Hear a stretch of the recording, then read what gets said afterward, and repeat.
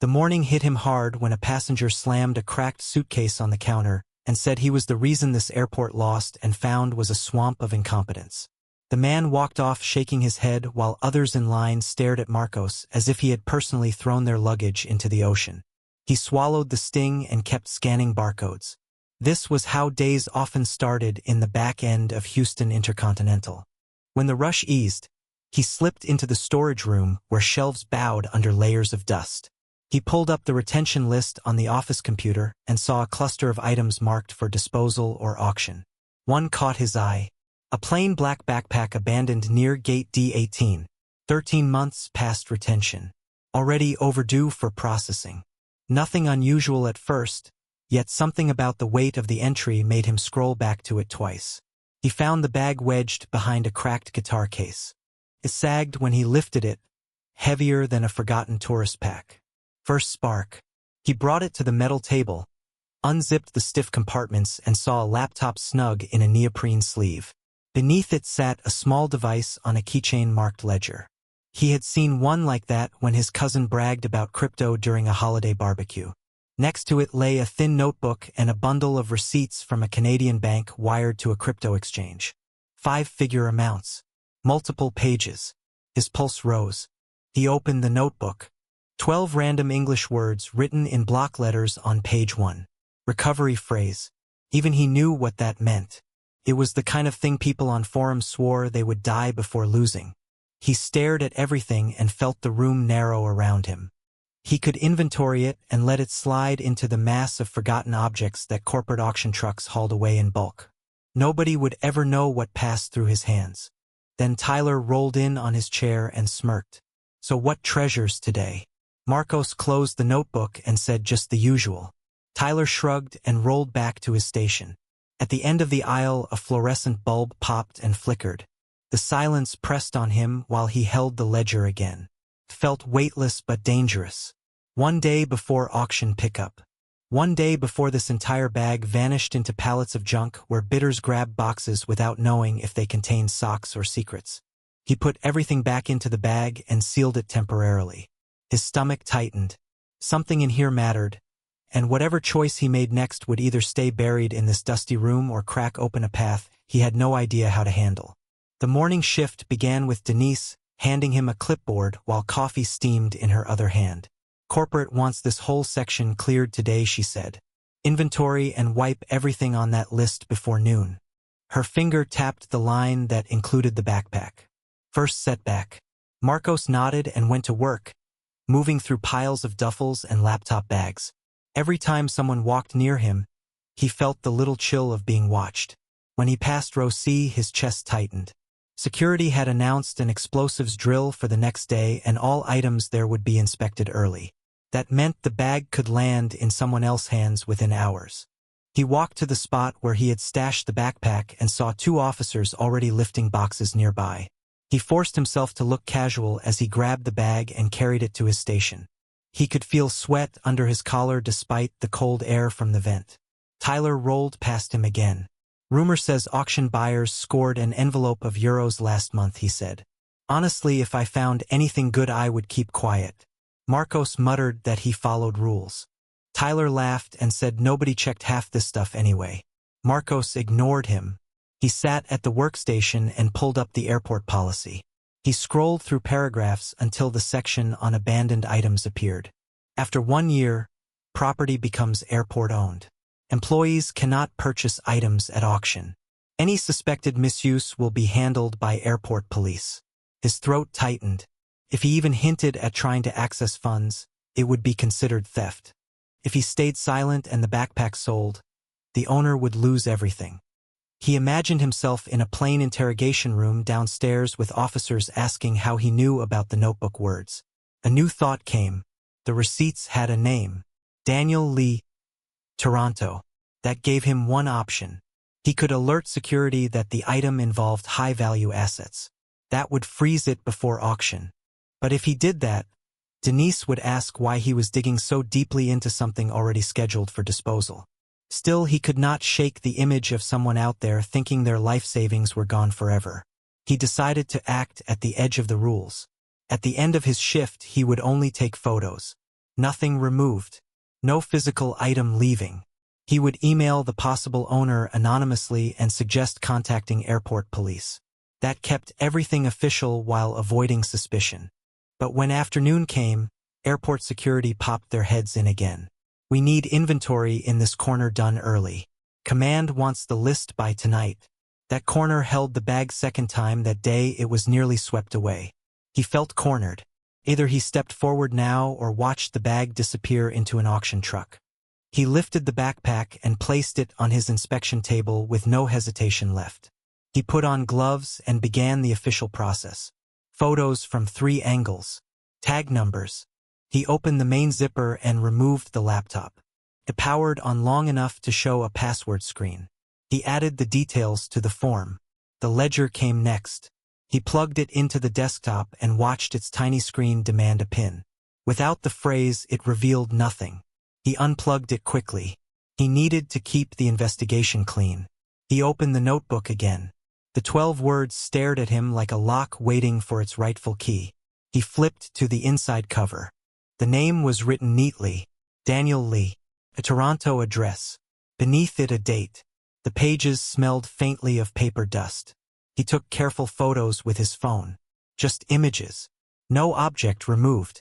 He placed the notebook back exactly where he had found it. At the bottom of the bag he found a paperback and inside its flap a custom stub from a flight arriving 18 months earlier. Same name. Same timeline. The story became real now. This was not a scammer or ghost owner. It was someone who likely lost everything because of one distracted moment in a boarding line. When his shift ended, he walked to his car in the dim staff garage, sat inside and pulled up the photos. Then he searched the name online. A LinkedIn profile appeared. A software engineer with the same location. Public contact email. He wrote an anonymous message on a draft. Nothing revealing. Just a note saying an item bearing his name appeared connected to financial instruments and that airport police should be contacted if he had a claim. He hesitated before sending. It felt like crossing a wire he had no right to touch. But he hit send from a newly created anonymous address while sitting in his car. The message flew off into the night. Driving home, the city lights smeared across the windshield. He tried to convince himself he had done enough. The official side would handle the rest. But he barely slept. Every time he closed his eyes, he saw the receipts with those enormous transfers. The next morning, while he checked a stroller for a family with 3 tired kids, his phone vibrated. When he finally checked it in the storage room, one message waited with a subject that matched exactly what he feared and hoped. About the backpack. The email said the bag had been lost through Houston during a connection and that it held sensitive devices. The owner had filed a claim with the airline but never received updates. He asked which agency had it and how to confirm the item was his. Marcos felt adrenaline jolt through him. The owner was alive. Real. Still searching. He took a breath and headed to airport police. Whatever came next had to be official from this moment on. Officer Alvarez listened while Marcos explained everything carefully. He did not hide the 12 words but described them as an access list to a digital wallet. He handed over the receipts and the inventory sheet.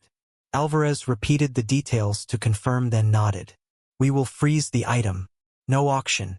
Claims will verify identity. Good call bringing it in early. Relief hit so hard Marcos almost felt dizzy. Alvarez called Denise, who arrived with a tight jaw. She asked why this had not come to her first. He told her he believed the value required security review immediately. She held his gaze for a long moment and then accepted it. The bag was tagged hold in bright red. 2 days later, the verification call took place in a small room near Terminal C. Marcos sat beside Alvarez while the owner appeared on screen. The man showed his passport. Alvarez compared it to the customs stub. Perfect match. Then came the real test. Alvarez placed the notebook in front of the camera and said he would check each word. Daniel recited them slowly. Every word matched the page. After the call, Denise and a representative from legal met with Marcos. The legal man spoke plainly. You acted with good intentions but outside ideal channels. We will document this as a warning only. No disciplinary action. It stung and relieved him at the same time. A week later Daniel flew down to Houston. He entered the property room with the look of someone preparing for disappointment. When he saw the backpack, he held it with both hands as if afraid it might vanish. He opened it, touching the ledger and the notebook gently. His shoulders dropped with visible relief. He explained that the exchange had flagged his account during new regulatory checks and he had been locked out without a recovery device. He had lived for months under the assumption that his savings had evaporated. Before leaving, he tried handing Marcos an envelope framed as a consulting payment. Marcos refused. He only asked for a letter to the airport praising the handling. Daniel agreed and wrote a detailed note that circulated higher than expected. Some coworkers teased. Others congratulated him. But the tone around him changed. People watched him differently now. A month later, an email landed in his inbox. A consulting firm in Toronto had seen the letter and wanted to speak. They specialized in data and asset security. They were offering a junior role with training included. The offer surprised him. He had never planned for a career outside Houston. But the more he read, the more the work felt like the natural extension of the choices he had made in that storage room. He waited quietly for a week. He checked Visa's work permits relocation details. Then he printed the offer and took it to his mother during their regular Sunday lunch. She listened while stirring a pot of beans. When he finished, she smiled in that soft, tired way she had. "You acted right and someone noticed. That is all this is." He accepted the job. He handed in his resignation 2 days later. Denise shook his hand and wished him well. Alvarez told him to never forget that 90% of security work was invisible and done long before trouble showed up.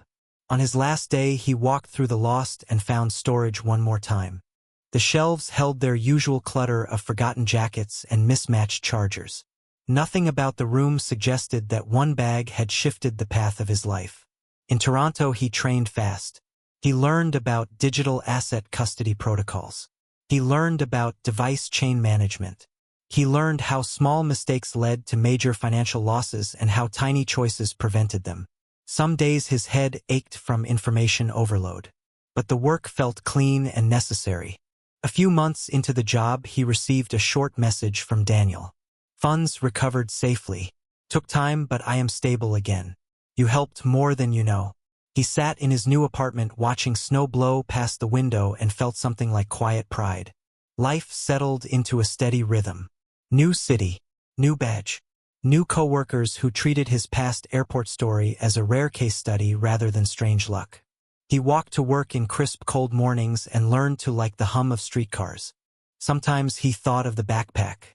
Not with regret, with a strange respect. It had been a simple object, forgotten under a seat or in a rush to catch a connection. Yet inside it lived a chain of events that reached across borders and dragged two lives into new directions. He understood now that the moment that mattered most had not been the discovery. It had been the instant he chose to walk to airport police instead of walking past the shelf. That decision had shaped his exit from the airport and the owner returned to stability. Back in Houston, the lost and found room kept rotating its dusty inventory. People still forgot headphones, jackets, laptops. None of them carried the same weight. But that was the nature of the job. You never knew which item hit a turning point. He looked out at the snow-covered street below. People hurried by carrying their own bags filled with their own small stories. He felt grounded in a way he had not felt in years. He had not found treasure. He had found direction. And that was enough.